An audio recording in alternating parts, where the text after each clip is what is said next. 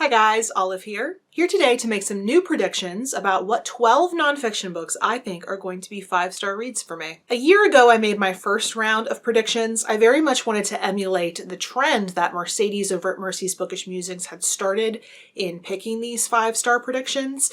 But whereas her list and a lot of other people's lists were a lot more fiction dominated, I tend to be a lot better at picking nonfiction for myself than I am at picking fiction. I recently wrapped up my experience going through that list, which ended up having some interesting results. It may not have gone as well as I would have liked, but I definitely did learn some things from creating that list and going through it, and now I want another go around. So these are my new predictions of what nonfiction books I think are going to be 5-star reads for me. The first is 84 Charing Cross Road by Helene Hanff. This has to be one of the most beloved nonfiction books on BookTube. It was originally published in 1970, and it's a collection of letters from a 20-year correspondence between the author and the buyer at an antiquarian bookshop in London located at 84 Charing Cross Road. She originally reached out to him across the pond because she was unable to find a lot of the obscure titles that she was looking for at bookstores in New York City,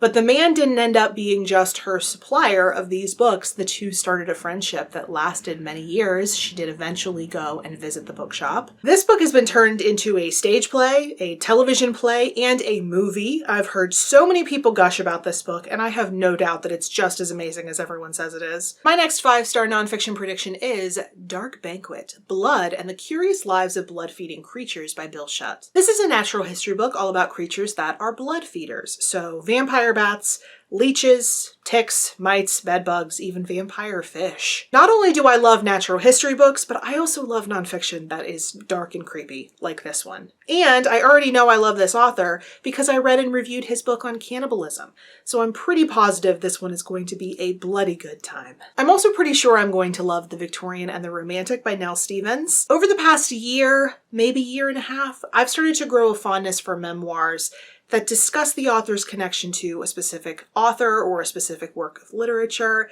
I think it all started when I read and loved My Life in Middlemarch, and I've gone on to love all the other books in that style that I've picked up. In this book, the author mirrors her own romantic relationship against the one that the Victorian novelist Elizabeth Gaskell had with a young American critic, while also just singing the praises of Elizabeth Gaskell and her novels throughout. Since Elizabeth Gaskell's two novels, North and South and Wives and Daughters, are my two top classic books of all time, and I'm already inclined to like this style of book, I think it's a pretty safe bet.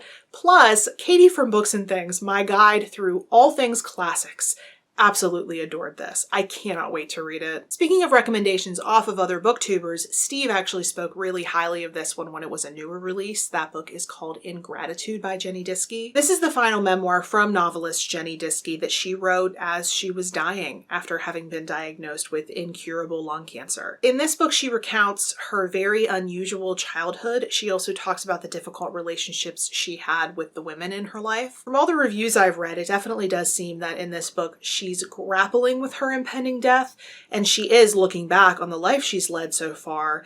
But this is no When Breath Becomes Air. There's nothing particularly sentimental about her approach. She's dealing with this reality head on. Most of the books that Steve says are amazing, I go on to love, and I have to admit, I'm very intrigued by this hyper-realistic approach to an end-of-life nonfiction book, since that's very much more my style. So I think in that way, I might connect to this one most of all. On the topic of cancer, albeit much more broad and scientific in focus, I also think I'm going to love The Emperor of All Maladies by Siddhartha Mukherjee. Others have called this a biography of cancer. It's an in-depth look at what it is scientifically, its relationship with humanity from its first documented appearances thousands of years ago up to the present, and how we've used advances in technology to try to fight it. I am fascinated by science and disease, and cancer is something that has a very high probability of affecting all of us at one point or another, whether it be us or someone close to us.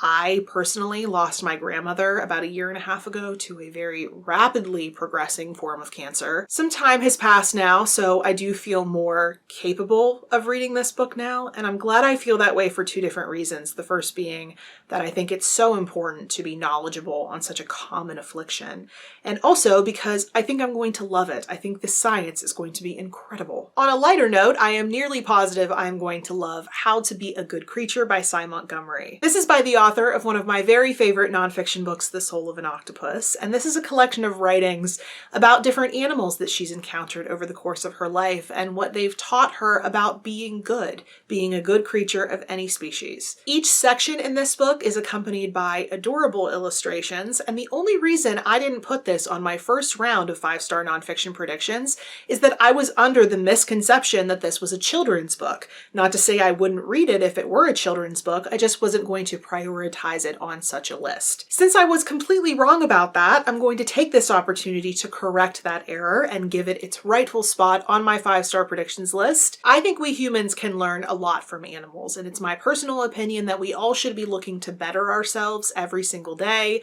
That, plus Sy Montgomery, plus cute animal illustrations, my heart is melting just from the concept alone. Continuing on the natural history theme, next is The Snow Leopard by Peter Matthiessen. This is the story of how the author and his naturalist companion spent 2 months in the Himalayas observing the habits of a native species of sheep, while also hoping to get a glimpse of the extremely rare snow leopard. Meanwhile, this whole thing is kind of a spiritual journey for the author since he practiced Zen Buddhism, so the whole expedition takes on a grander meaning for him. It sounds stunning. My next prediction is A Natural History of the Senses by Diane Ackerman. Diane Ackerman has always seemed to me to be a favorite author who I just haven't read yet. Does that make sense? Like, she has the potential to be a favorite author, I just haven't gotten around to reading any of her books yet. This book is an exploration of our 5 senses and how human beings use them to interact with the world. I am extremely interested in all of Diane Ackerman's books, but this is the one I feel the most certain I'm going to love. Next up is In the Sanctuary of Outcasts by Neil White. The author of this book spent a year in a minimum security prison in southern Louisiana after he was convicted of bank fraud.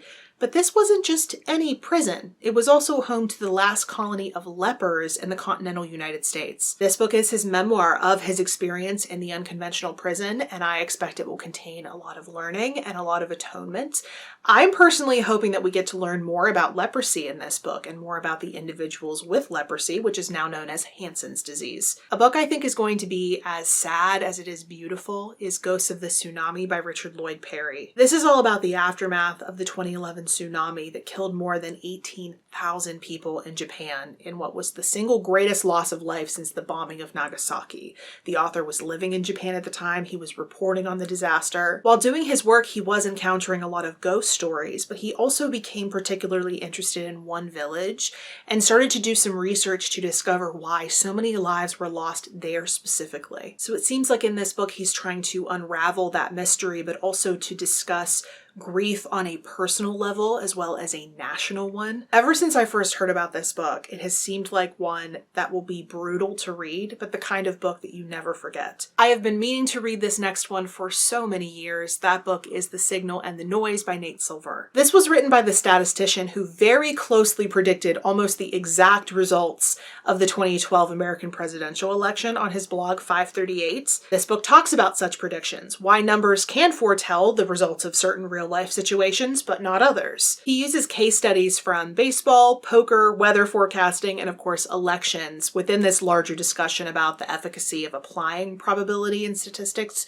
to everyday life. I am very much a numbers person, and my husband and I closely followed his blog back in 2012, so odds are I'm going to love this book. And finally, my last 5-star nonfiction prediction is Molotov's Magic Lantern by Rachel Polonsky. In this book, the author talks about how when she moved to Moscow, she discovered that her apartment building that she moved into once housed political elites during the Soviet era, and one apartment in particular belonged to the ruthless apparatchik Molotov, who also happened to be a bibliophile. This book is a journey through his library and is simultaneously a tribute to Russian literature, history, and culture. I've been really eager to read this one. I am not that well versed in Russian literature, which always confuses people, but I do think I'm going to connect really strongly to the historical historical and cultural elements in this book. So those are the 12 nonfiction books that I think are going to earn 5 stars for me. Just like I did last year, I'm going to take on one of these per month until I've exhausted the list, and then we will check back in to see how it all went during Nonfiction November 2020. Please let me know if you've read any of these books, if you've heard of any of them, or if you're now interested in reading them after hearing me talk about them.